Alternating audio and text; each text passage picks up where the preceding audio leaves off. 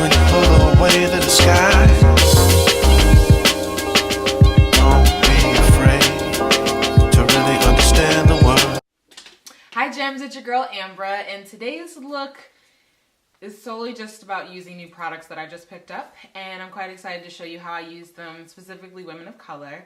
So new subs, welcome. Old subs, good to see you, girl. But if you're interested in how I achieve this look, I'm pretty toned down. It's not an everyday glam, I would say, but I'm comfortable rocking it. So if you're interested in how I achieve this look, keep watching. Alright gems, let's jump right into it. I'm just using my Neutrogena Hydro Water Gel Moisturizer. It's some amazing stuff. It's like my face is drinking water. You guys have seen me do my brows 101 times. Just to list the products that I use, my Jordana Coffee Bean eyeliner, then I follow up with my MAC Espresso Shadows, and then I clean up my brows with my NW45 Pro Longwear Concealer. And please excuse the cameos. My love just wanted a little front and center action, driving me crazy as you can see. But yeah, gems, just normal brow routine. You guys have seen me, so I'm just kind of speeding up past this process. Oh, there he goes again. So on the lid, I'm using MAC's Painter Pot in the color, I want to say Hoodwinked. I feel like it's Wood Chip or something crazy like that. But nonetheless, I'll list the product below. I'm going right in on the brow. Right underneath the brow with my Dusty Rose out of my Artist Palette in Anastasia Beverly Hills, and following up to define my crease with Aubergine. And I'm just using the applicator that came in the kit. I just thought that it was such a precise end and it blends out really, really well.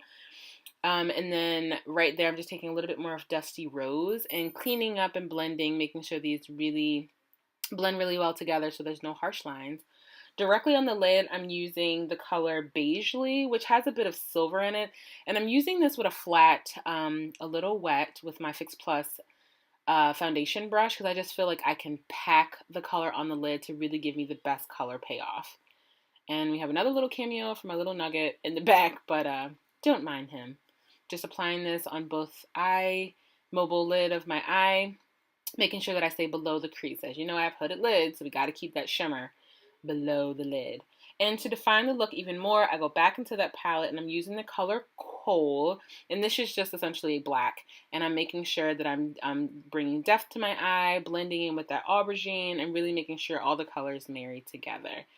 And this is one of my favorite Morphe brushes to do so, because it allows me to really place the color on my lid. Just going in with a little cleanup on aisle 7 with my makeup white removers. Any fallout that comes from the shadows. And there's no look, in my opinion, without a winged liner. So I'm using my MAC 211 liner brush with my Inglot 77, which is, in my opinion, the best black matte eyeliner product out there right now. And I mean, I'm no pro at the eyeliner application, and I definitely have, as you can see here, plan of action. Whenever you mess up, just go in there with my flat definer brush and some concealer and clean that right on up. So I've applied on both eyes, and now it's time for this grill. So I go right in with my primer, which is my Maybelline Baby Skin Poreless Eraser, and I love just applying this right in my T-zone, directly underneath my eyes, my nose, and so forth, where those pores can really be a nuisance. Before I put on my foundation, as you see, I'm excited, I'm using my Becca Shimmering Skin Perfector, and this is in the color Opal, and for me, it just gives me a nice sheer layer of like pretty underneath my foundations, and it's kind of the look that I've been going for lately, just kind of having a natural glow. And as you can imagine, I'm still very much thrilled about my Lancome Mircle foam cushion product. I've talked about this briefly in another video. Just using my Morphe 439 and following up to clean and blend really well with my beauty blender. And it's not soaked wet yet. I'm just using it dry to make sure that I blend properly. Again, you guys have seen me do a full face foundation application, so I'm just going with my MAC Pro Longwear, and this is in NC45. NC45. It's a cooler tone, but I use this to highlight on my nose as well as on my forehead, my cupid's bow, and my chin. And I set all of this with, you can imagine, my Laura Mercier luxury powder. And I'm really into my cream contour. Like, I hardly ever just do powder nowadays. And I'm using my Anastasia of Beverly Hills cream contour kit, and I use the darkest color there, and that's in Carob. I always say Caribou. Carob. Sitting here having a whole entire moment doing that. But I just place this in the hollows of my cheek, around the temples of my head and forehead, and then as well on the bridge of, not really bridge of my nose, but to fine and bring a contour on my nose as well. And I set all of this with my Sleek's Cosmetic contour kit powder in the color dark. And please don't judge. Like, legit, I went to order some the other day and I was ready to hit submit, but I wanted to throw other things in my cart. And then they said it's out of stock, so I like died because I feel like it's the best powder for my complexion. And I'll list that information below because I'm sure once they restock, it's going to be on and popping. So I'm just applying this Laura Mercier powder, like I mentioned, to set that contour. Going with my Sleek's Cosmetic, as I mentioned, just using my tapered blending brush from Sigma and setting that cream product on my face. And one of my new faves is my Real Technique powder brush. This brush, you guys, is so soft. It's unreal. But I'm just removing all that excess luxury powder and then setting the entire face with my Lancome dual finish powder. And even if you feel like you're a little bright from that luxury powder, I use this to really bring back color to my face and set that foundation. I'm just going back in with the eyes, and I'm using a flat shader brush in the color Aubergine, same as I used on my lid, and bringing more of a smoked out effect. I'm not going all the way in, but I'm making sure that I deepen on the outer corner. And then I follow it with a little bit of kohl because I didn't want to do a eyeliner this particular look. I just wanted something more of a soft finish, and I go in and smudge both of those two colors together. I apply my mascara. This is just my Better Than Sex from Too Faced. And at this point, I'm like, what lashes do I want to use? I have really been loving my Ariel lashes from Coco Lashes. So, yeah, that's the direction I'm going. And I've been using my House of Lashes lash glue because it dries black, which is everything. Because that white duo, whatever you have, it was blowing my mind, guys. It was killing my wing liner. So as you can see here, I'm just applying my lashes. This is a thicker lash band, so I feel like it gives me a little bit more support. And then I'm going in with my Giga Black on my lower lash. As far as blush, I'm using my MAC's new Wash and Dry collection in the color Hipness. It kind of has like a rose pink, but I love the flush of color it gives to my skin.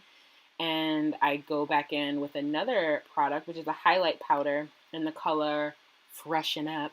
Apply this on my nose, bridge of my cheek, and my Cupid's bow. And as far as lip action, you guys, I'm using my Cork liner from MAC, filling in just a bit, and also from the Wash and Dry collection from MAC, I'm using a Crème de Nude.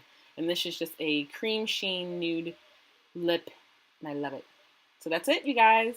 So this is the final look, gems. Not too difficult. I know that you guys are probably so tired of seeing me do my brows and how I do my full face, but I thoroughly enjoy looking at it on other tutorials just to gain practice and see like similarities in how I apply my makeup and, you know, against how you do yours.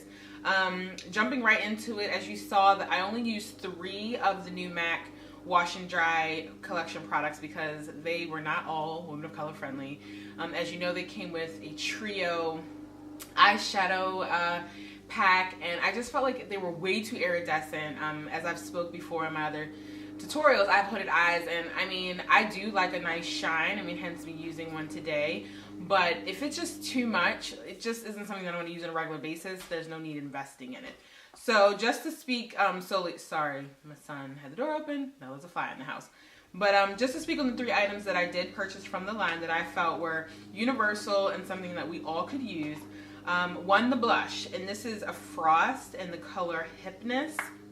And what I love about it is that obviously this collection is for the spring, summer, but it's just a nice flush tone of color, kind of bringing just a little bit of emphasis to the cheek, so that your foundation and all your other products just don't seem flat on the face. And I just really like this one.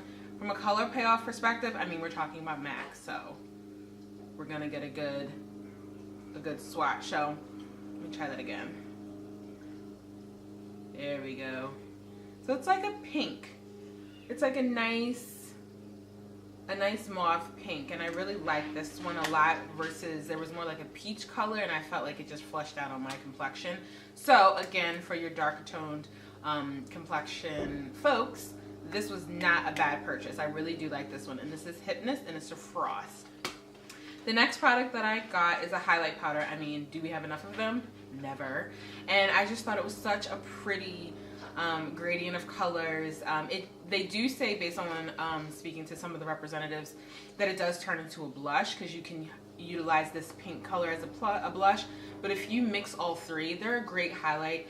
And if you're not looking for something too dramatic, more like an everyday wear, just a kiss on the tip of your cheekbone here, this is a great combination. Again, you can mix all three. You're going to get more of that pink peach color here, and it's more like an iridescent, but I primarily like to stay at the bottom to get more of that, as you can see, shine right here. All about this. This is very nice. I mean, I was all drawn about this packaging. I mean, how cute is that? It's very iridescent in sense of like your turquoise to your pink to your yellow, so it's super cute. And as far as the lipsticks, I felt like I had a variation of the shades that they provided with this collection, but in my opinion, you can never have enough nudes. Just saying. I'm so close to finishing out my Rihanna nude that it like hurts my feelings.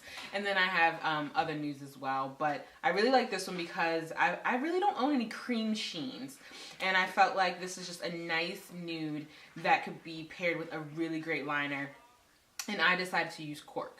So for those who are interested in this collection, if there's any products left, like online, or even at your local MAC, I highly suggest these three. I mean, you can play around with the other ones based on your skin tone and just your personal preference, but I felt like these were the best three items that were great for women of color. So until our next video, gems, shine bright. Bye.